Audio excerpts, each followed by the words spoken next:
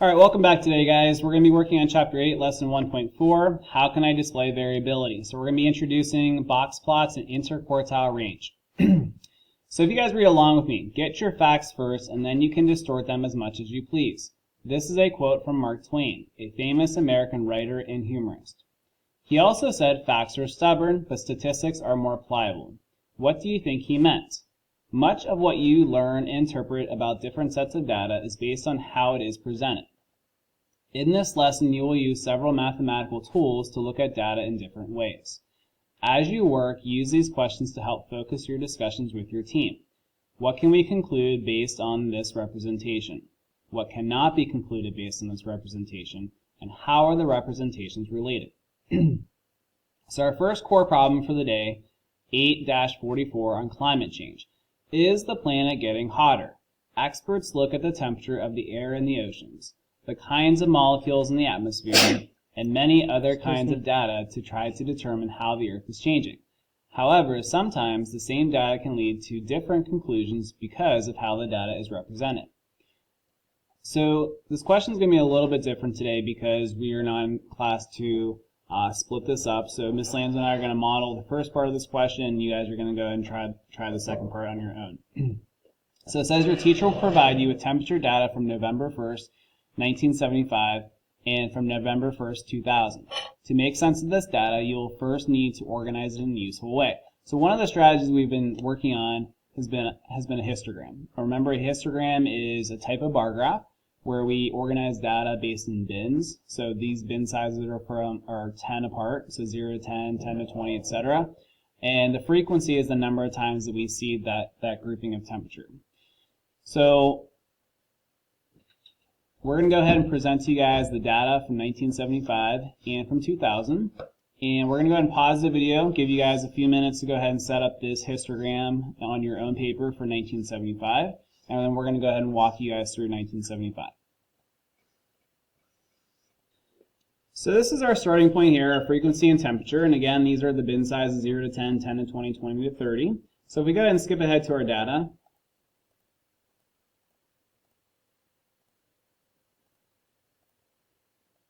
so we're talking about this data table is organized by city and by the year. So in this case, 1975. So I'm going to go ahead and put it on the split screen now so you guys can follow along as we go ahead and plot this data. And as we are plotting this data from 1975, you guys should also be plotting it on your own. So Anchorage, in 1975, the first temperature was 13 degrees. So notice that Ms. Lanzo put it in which bin? Between 10 and 20. Okay. Then we have 52 and 62, 29, and 53. Okay, our next set of data, 52 degrees, 67, 60, 57, and 54. So notice how our data table is set up in increments of 5. It just keeps it nice and organized so we can do a small manageable part at a time. We don't get them confused of which ones we did and which ones we didn't do. So the next set of 5, we have 60 degrees, 56, 55, 66, and 61. 62, 59, 83, 55, 77, 67, 71, 71, 63, 72, 73, 60, 76, 70, 74. And our last set of 5, we have 66, 79, 81, 84, and 80.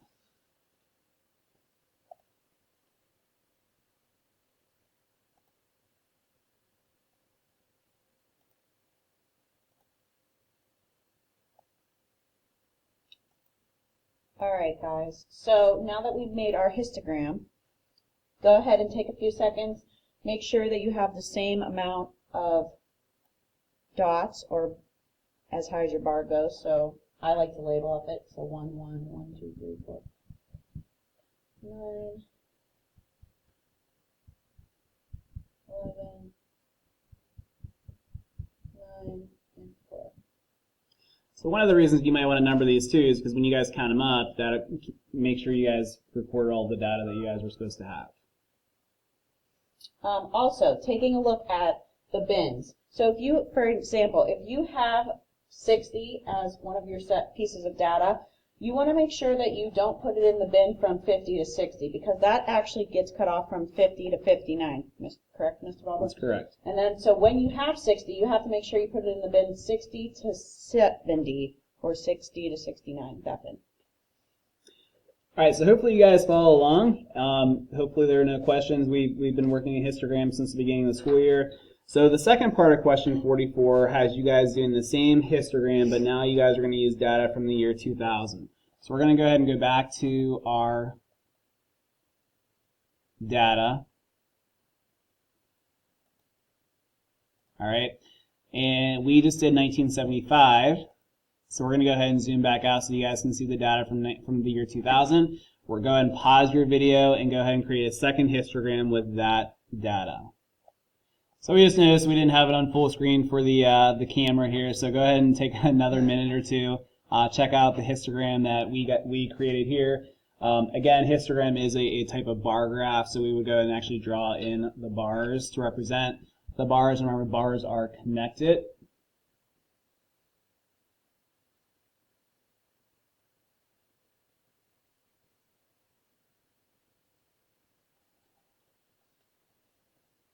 So go ahead and pause if you need to check your work again, and then we're going to go ahead and transition into the year 2000 data. So here's back to our resource page. We have the city here in our first column. Notice the 1975 column, we just plotted it together. And here's the year 2000 information. Notice there's the exact same number of sets of points, which will be important for you guys for the next type of question. But go ahead and pause the video so that you guys can have the data here on your screen. And go ahead and make your histogram for this data for the year 2000.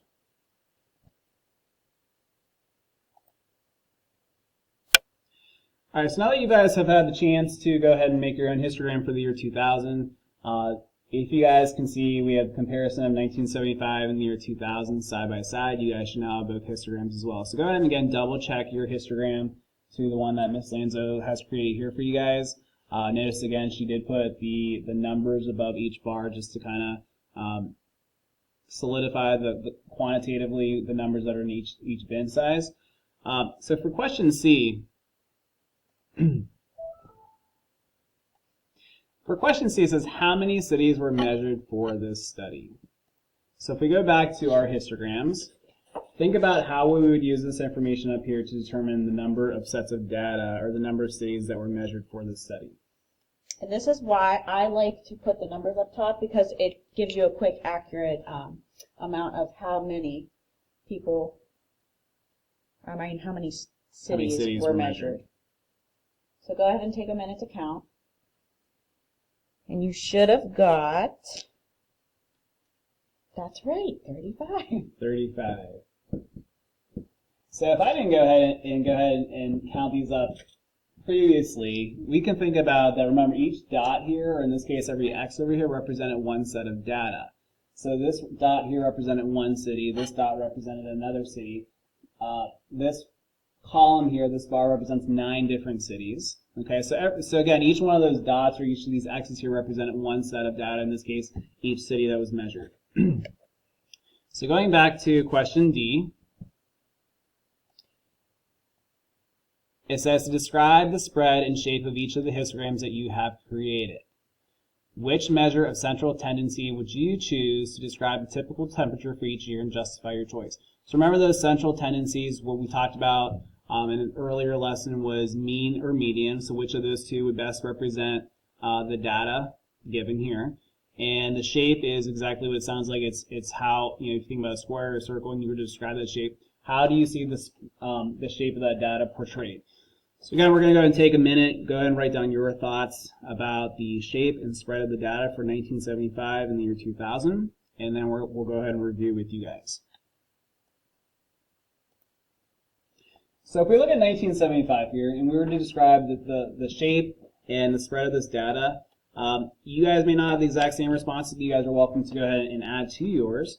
So we all know what symmetry is. We've talked about symmetry in science and in nature and in math. I would say that this is asymmetrical, meaning it's not symmetrical. And the reason being is if you think about our bodies being symmetrical, this data over here is not really symmetrical with the data over here. So we call it asymmetrical.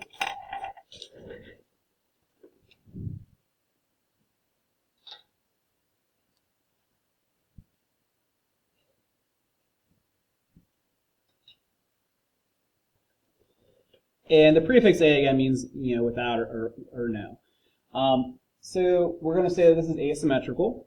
And what do you guys think? What do you think about 2000, Ms. Lanzo? 2000, I think it has a single peak, and I also think that it is symmetrical because we're very close on both sides. We both have 4, we're around 7 and 8, and then our top number of 11. So I think it's symmetrical on both ends. So same spelling, but without the letter A. So you talked about one peak. Okay, I agree. I think I have one peak for mine as well. You guys think about the peak of a mountain or a hill. It's exactly what it sounds like.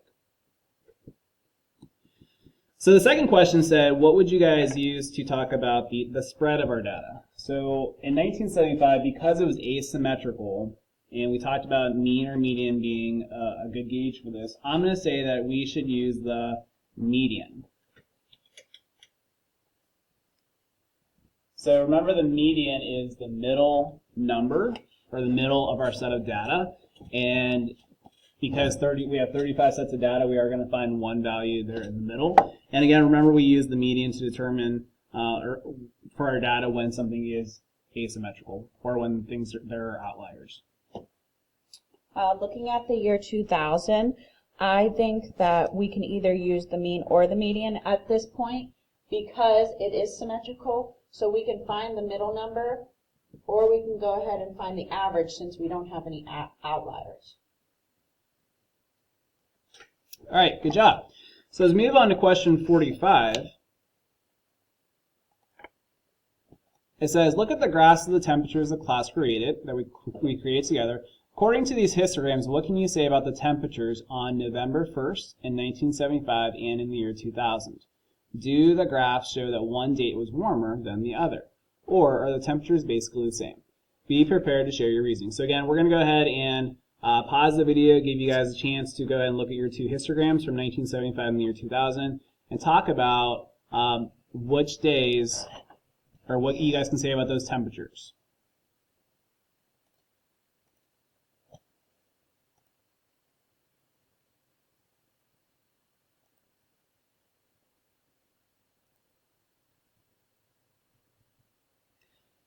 All right, so hopefully you guys came up with some different conjectures about what you guys saw about your data. If I'm looking at 1975 here, so we said it was kind of asymmetrical, which means, you know, these two don't really fit in with the trend here. I would almost call these outliers. So in my case, I would say that, you know, we measured 35 cities, and we have 2 cities, 1, 2, that fall below 50 degrees. But most of our temperatures do fall within the 50 to 90 range. I noticed that my highest been 80 to 90 degrees. There were 4 cities reporting that, which Ms. Lanzo, you see also four different cities measured 80 to 90. Okay, what did you find, Ms. Lanzo? I think mine was cooler because I had 5 data points which were below the 50 range, as where you only had 2 over there in 1975. And even though I only had 8 and 4, you still had more between the 70 and 90 mark. And our peak was both 11, but I have more points from 50 to the 10 range. That's interesting. I guess, you know, I focused on the fact that we both had the same number of temperatures in the highest range, and you're saying, hey, if we look at 50 as a reference point, you actually had 5 cities below that, whereas I only have 2. Okay, and that makes yours overall generally a little bit cooler. Okay, good job. So moving on to question 46. So we're going to talk about how else we can organize this information. So again, read along. It says the histograms your class made in problem 8-44 displays data along the horizontal axis. Another way to display the data is to form a box plot. So it's exactly what it sounds like. It's a plot where we create some different boxes, which divides the data into 4 equal parts, and we call those quartiles. So the prefix quart, like quarter, means 4. So to create a box plot, follow the steps below with the class or in your team. All right, so letter A says, with a sticky dot provided by your teacher, plot the 1975 temperature for your city. So again, we're not in class, so we're going to go ahead and go back to our reference page for 1975. And you guys are going to go ahead and plot this data on a number line. So if you look at our number line that we have up here, so again, we're going to go ahead and pause it. It goes from 10 to 90. And we have intervals in between that are intervals of 2. So 10, 12, 14, 16, 18, 20 makes the smaller intervals will make it a little bit easier for you guys to go ahead and plot. So go ahead and pause the video, create your number line. And I'm going to go ahead and go back to the reference page. So for 1975, each of these sets of data from 1975, these 35 cities, you guys are going to go ahead and make a plot those on your number line. So again, go ahead and pause your video. I'm going to go ahead and pause and let you guys go ahead and try it, and we're going to go ahead and try it here as well. All right, so you guys should have went ahead and created your number line, and notice that there are 35 X's, or you guys should be able to count on yours that you have 35 X's, again representing one of each of the 35 cities.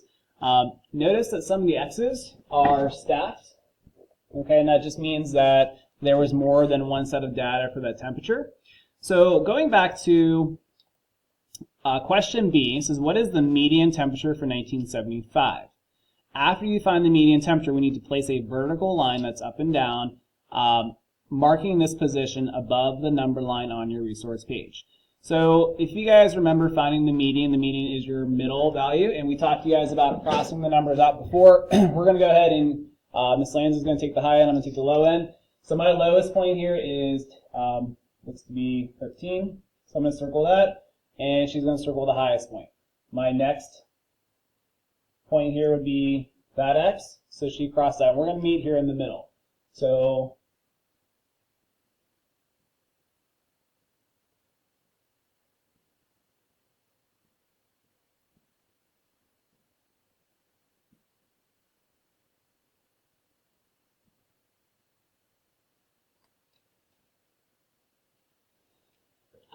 if you guys took it a little bit more time than we did, you should find that that is your median. Let's go ahead and pause and double check that that is our median. You guys do the same.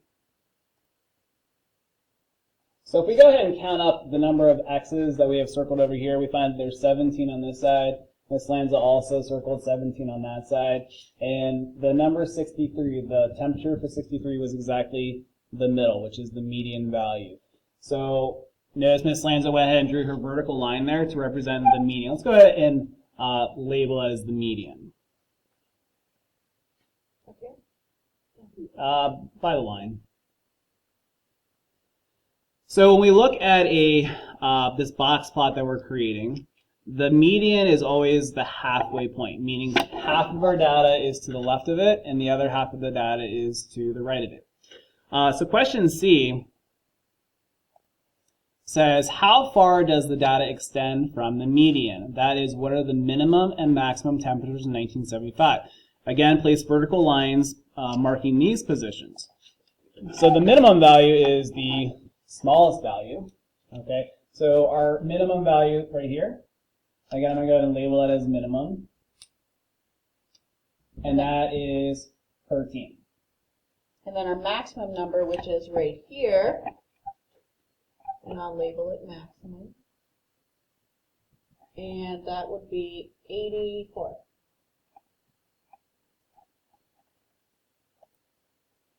So we have three things we need in our box plot. We have the minimum value, which is the smallest number, the maximum value, which is the largest value, and the median, which is just the middle value.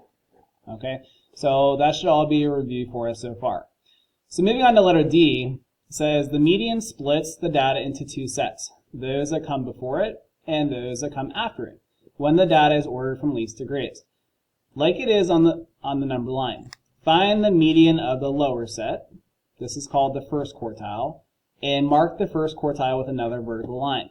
So really what we're doing here is we're finding the median of our first half of the data. So from the minimum up to the median, we want to find out what is the median of that data.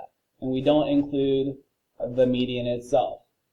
So go ahead and see if you guys can go ahead and find the median starting here and ending at our median.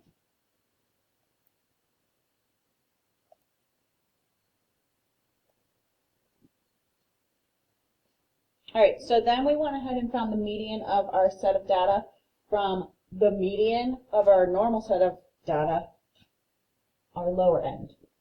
So we went ahead and found it, and we got 56 as our quartile range for one, our first quartile. Okay. So again, we kind of we're kind of ignoring the median, okay? And we notice that there are 17 sets of data before that. And just like finding the median of our original data, we cross off the first, the last, the second, the last, and so forth, so we found the middle value. The middle value of our lower 50% of our data. And we identify that as being quartile 1, and we can abbreviate it as Q1 for quartile 1. And Ms. Lanza found that it was 56. So if you also found it to be 56, you correctly found the lower quartile, or the median for the lower half of our data. If you did not find it to be 56, take this time, go back, pause the video, rewind it, and go ahead and try to find the median again of that lower half of the information. All right, so back to question E. It says, look at the temperature that comes after the median now. So before we're talking about the before the median, now we're after the median. And we want to find the median of that portion of the data, which is called the third quartile. So if we go back to our number line up here, so and you guys can see there's a lot going on up here. So it's better to make sure you guys spread out your data and make sure that you guys allow yourselves some space. So just like we found the median of our lower 50% of our data, we now found the median of our upper set of the data. So we forget about the median, and every value, all 17 values to the right of that, we find out what the middle of those are. So if you guys go ahead, and we found out that the median of the upper set of the data, or the quartile 3, is 73 degrees. Okay, and Ms. Lanza labeled it here as Q3 is equal to 73. So we call it the quartile 3 or the upper quartile. So again, pause the video, make sure that you guys are able to find that the middle of our set of data up here is 73. So we forget about the median, and we should have 17 X's or 17 dots above that. And go ahead and again find the middle value. You guys should find that is 73. So every box plot, we also call it a box and whisker plot. It has 5 sets of data. So in letter F, it says draw a box that contains all of the data between your first and third quartiles. Your graph should be similar to the box here at the right. So if we go ahead and go back to the board, we have our 1, 2, 3, 4, 5 lines. So we're going to go ahead and create a box with our quartile 1 and our quartile 3.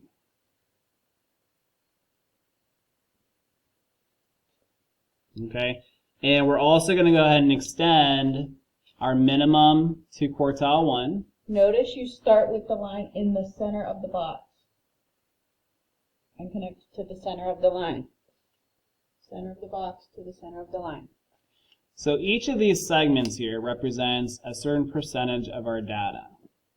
So if you guys remember, the median was our middle, so this to the left of it is 50% of our data, 1/2. Okay, quartile 1 to the median is 25% of our data, and the minimum to the quartile 1 is another 25% of the data. So 25 plus 25 is 50% of our data, and then again, this is 25% of our data and 25% of our data. So each of those segments represents a certain percentage or a certain fraction of our total data. So going back to the last question, question G, says, what does the box plot tell you about the temperature of the cities in 1975 that the dot plot did not? So going back to our box plot, we again often call it a box and whisker plot.